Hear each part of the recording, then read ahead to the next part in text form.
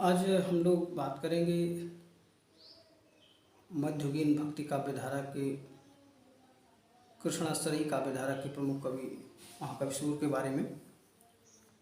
सूरदास की तीन प्रमुख रचनाएं मिलती हैं: सूरसागर, सूरसारावली, साहित्य लहरी। कभी कभी एक उनकी चौथी रचना का उल्लेख मिलता है, जिसे सेवाफल के नाम से जानते हैं। अब सूरदास के सूरसागर में एक उसका भाग है जिसे भ्रमर गीत के नाम से जाना जाता है। भ्रमर गीत क्या है? भ्रमर गीत का नाम सूरसागर में भ्रमर गीत क्यों पड़ा? भ्रमर गीत के अंतर्वस्तु क्या है? तो हम लोग पहले भ्रमर गीत के अंतर्वस्तु पर प्रकाश डालने के लिए बात करेंगे कि उस पर हम लोग भ्रमर गीत के अंतर्वस्तु को किस तरह से समझकर हम लोग भ्रमर गीत को किस तरह से आगे उसका अध्ययन कर सकें। तो भ्रमर गीत में भ्रमर वस्तुतः रसलोलुप वंचक प्रेमी के प्रवंचक प्रेमी के रूप में जाना जाता है। अब ये जो रसलोलुप प्रेमी है, ये है भ्रमर है।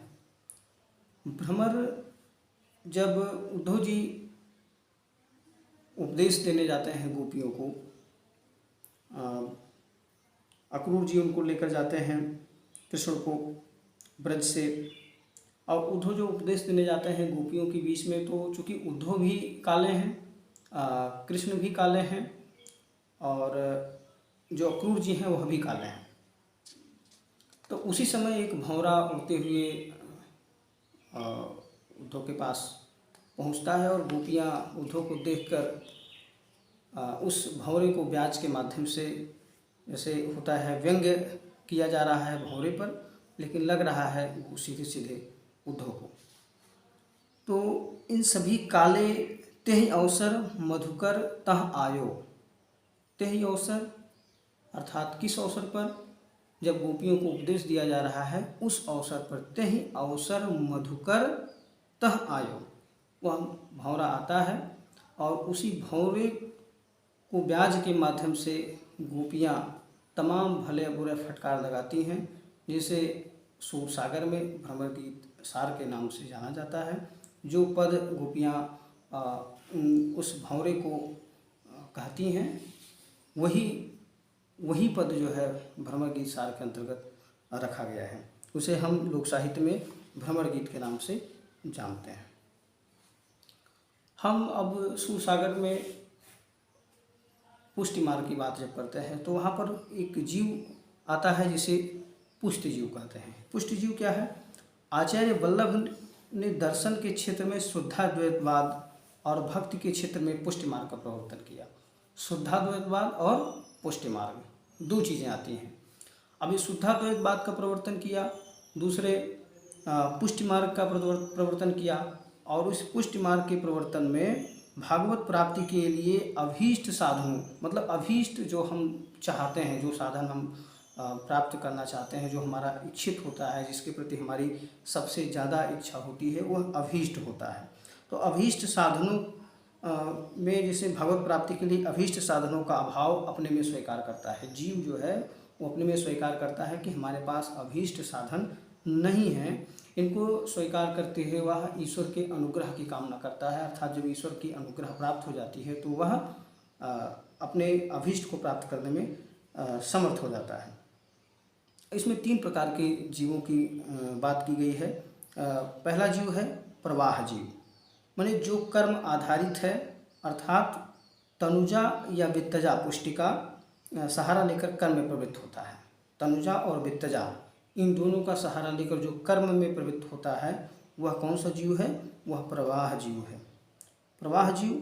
दूसरा है मर्यादा पुष्ट जीव, जो शास्त्रोक्त मर्यादा का पालन करते हुए, अर्थात जो शास्त्रों में वर्णित विधान है उस विधान के अनुसार कार्य करता है, वह मर्यादा पुष्ट जीव कहा जाता है। और तीसरा है पुष्ट जीव, माने जो सब प्रकार के ऐन्द्रिक और अमानुषिक कामनाओं का त्याग करके, माने जो ऐन्द्रिक कामना है और अमानुषिक कामना है, उन सभी का त्याग कर देता है, वह पुष्ट जीव के अंतर्गत आता है और उसे भगवत कृपा की प्राप्ति होती है और भगवत कृपा की प्राप्ति के नाते ही उसे हम पुष्ट जीव कहते हैं। अब इस पुष्टि मार्गीय जीव के बाद हम लोग चर्चा करेंगे अष्टछाप। सूर्य की भक्ति और सूर सागर का अध्ययन करते समय, कृष्ण भक्ति काव्य धारा का अध्ययन करते समय हम लोग अष्टछाप को बहुत ही ढंग से समझते हैं। उसको समझने का प्रयास सभी विद्यार्थियों को भी करना चाहिए कि अष्टछाप क्या है। वल्लभाचार्य के पुत्र गोसाई विट्ठलनाथ, यानी वल्लभाचार्य के पुत्र कौन थे? गोसाई विट्ठलनाथ थे।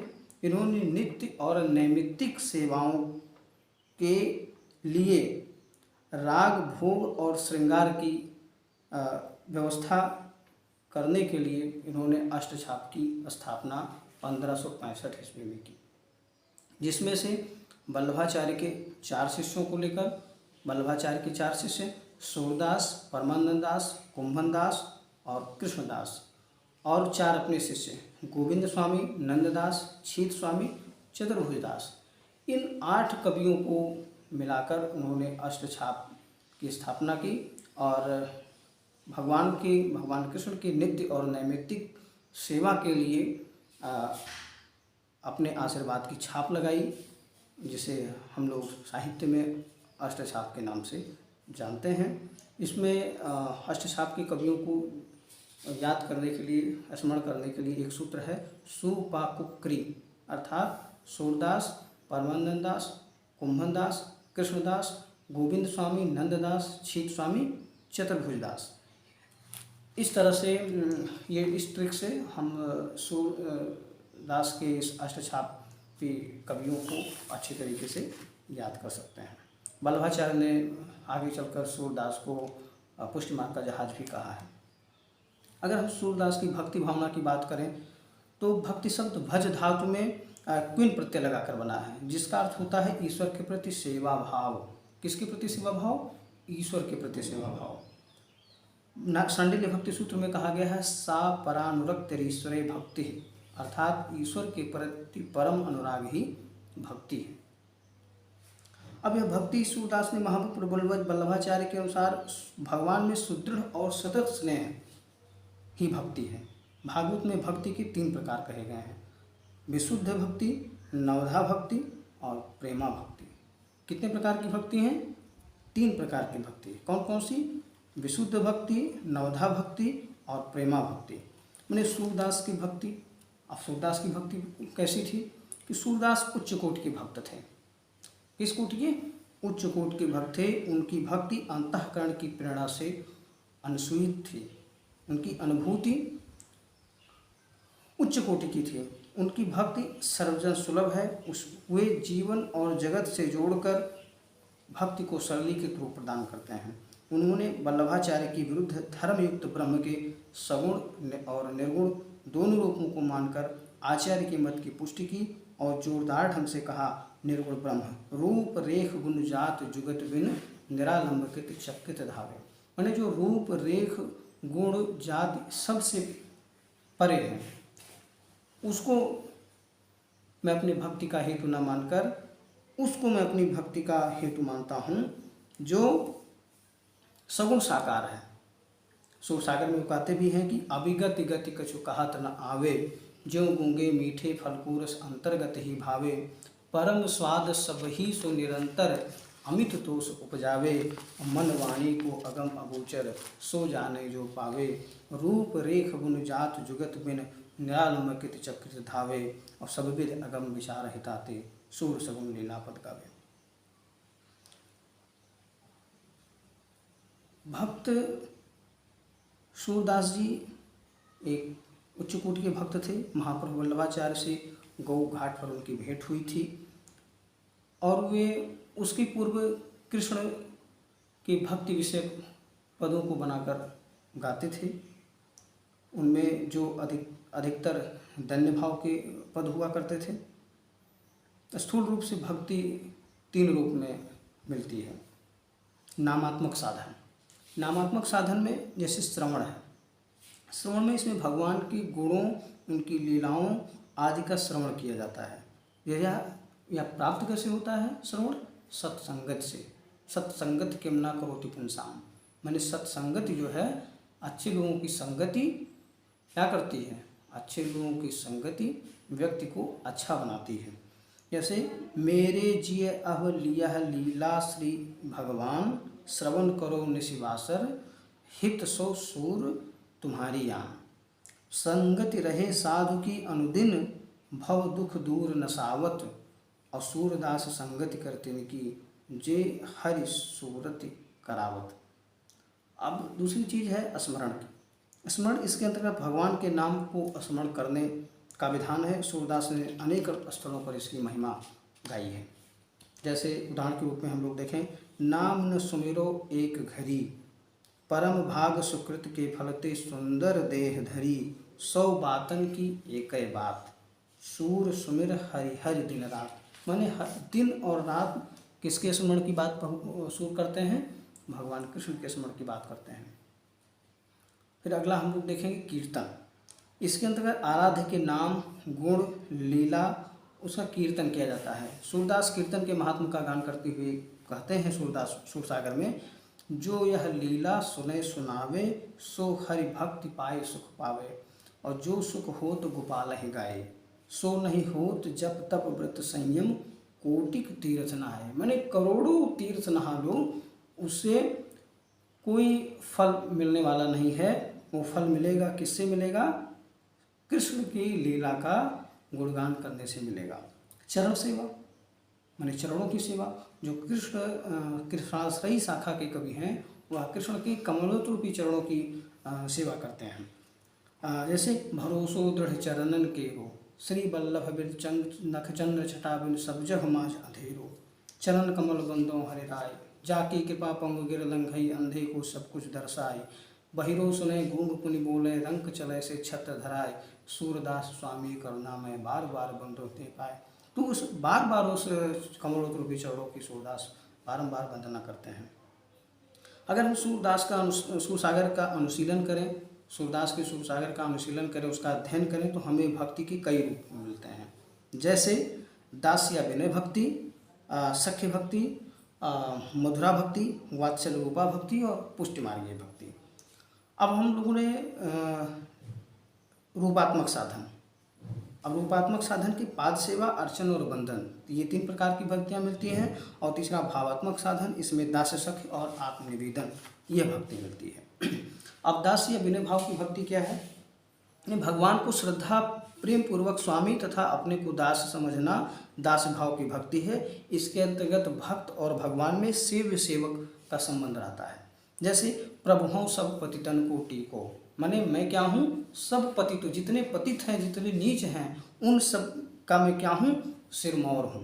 प्रभु हूँ सब पतितन को टीको, और पतित सब दिवस चार के, हम तो जन्म थी को। ये जितने पतित हैं, जितने दुष्ट हैं, जितने भ्रष्ट हैं, ये सब 2-4 दिन के हैं। मैं तो जन्म जन्मांतर से मैं पतित हूँ। और बधिक अजामिल गणिका तारी, और पूतना ही को। ए कृष्ण, आपने तो बधिक अजामिल को, गणिका को और पूतना को तारा है। अब मोह छाण तुम और उधारो मिटे सूर्य की को, मुझको छोड़कर आपने तो सभी को तार दिया है। इसलिए मेरे मन का क्लेश, मेरे मन का दुख कैसे दूर होगा?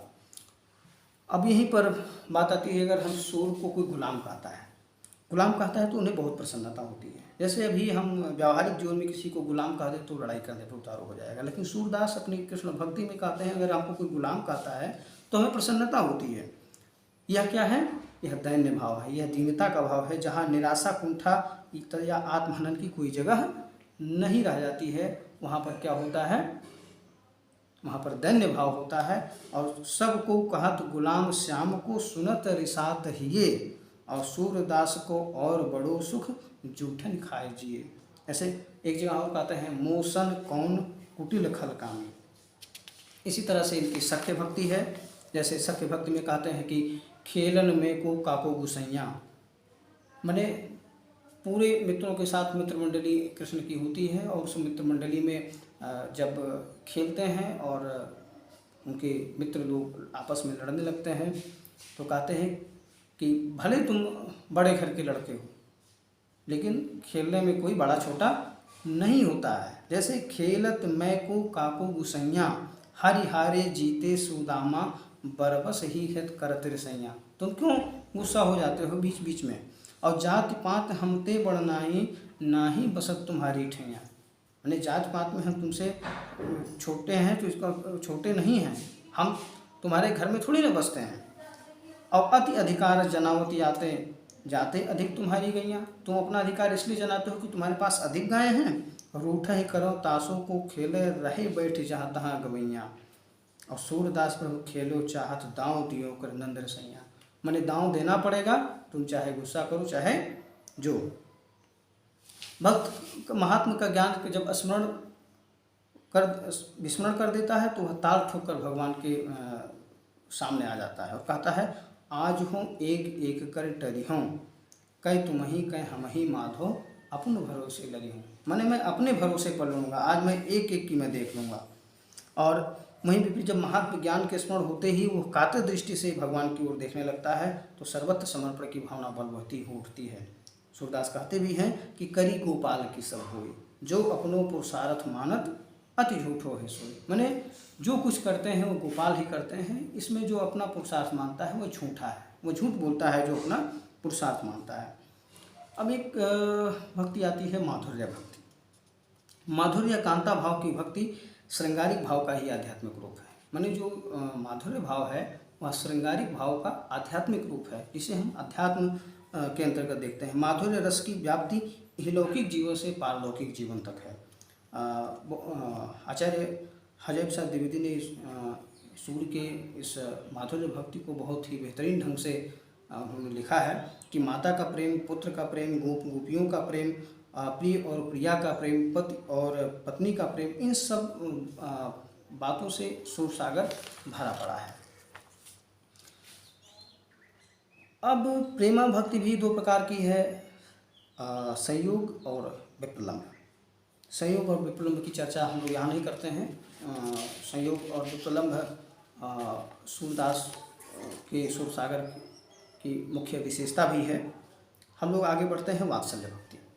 वात्सल्य सूर्य ने अपने काव्य में बालक कृष्ण के मोहक रूप सौंदर्य का कलात्मक चित्र अंकित किया है। सूर्य की बंद आंखों के समक्ष कृष्ण के आह्लादकारी रूप और चेष्टाएं अनेकानेक बार नृत्य कर उठती हैं, और जो हिंदी साहित्य के लिए एक अमूल्य निधि है।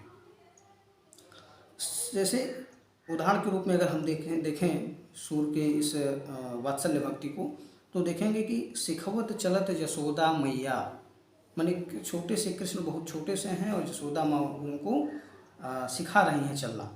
अर बराए कर पानी कहावत डगमगाए धर पैया, माने एक छोटा सा नन्हा बच्चा है और वो डगमगाते हुए अपना पैर रख रहा है। ऐसे मैया कब ही बढ़ोंगी चोटी, कृष्ण अपनी चोटी को पकड़ कर कहते हैं, मैया कब ही बढ़ोंगी चोटी, कितनी बार मोहि दूध पियत है अब हूँ यह छोटी। यशोदा हरि पालने झुलावें, हलराय दुलराय मल्हावें, जोई सोई कछु गावें। फिर किलकत कान भुटूरियन आवत, मणिमय कनक नंद के आंगन बिंब पकड़िवे धावत। कबहु निरख हरि आप चाह को करसो पकड़न चाहत, और अचरा तर दे ठाक सूर के प्रभु को दूध पियावत। जसुमत अति ही भई बिहाल, यहाँ विप्लम्ब वात्सल्य आ जाएगा। शोभित कर नवनीत लिए, घुटुरन चलत ऋण तंड मंडित, मुखदधि लेप किए। तो इस तरह से सूर्य की भक्ति हिंदी काव्य साहित्य में, कृष्णाश्रयी काव्य धारा में बहुत ही उच्च कोटि की भक्ति है। और सूरदास को समझने से पूर्व उनकी भक्ति पद्धति को और कृष्ण काव्य धारा की सभी जो उपादान हैं उन उपादानों पर संक्षेप में विचार कर लेना आवश्यक होता है। इस तरह से आज हम लोग सूरदास की भक्ति विषय जो चर्चा है उस पर चर्चा को हम लोगों ने पूर्ण किया। बहुत बहुत धन्यवाद।